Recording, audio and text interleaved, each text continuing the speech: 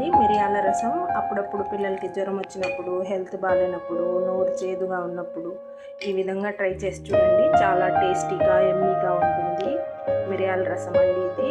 ఇలాంటి మరిన్ని రెసిపీస్ కోసం ముబీనాస్ బెస్ట్ కిచెన్ ఛానల్ని సబ్స్క్రైబ్ చేసుకోండి, లైక్ చేయండి, షేర్ చేయండి, కామెంట్ చేయండి. మీకు నేను చేసిన రెసిపీస్ చూడాలని అనుకుంటే బెల్ బటన్ని నొక్కండి, నోటిఫికేషన్ వచ్చింది. Thank you.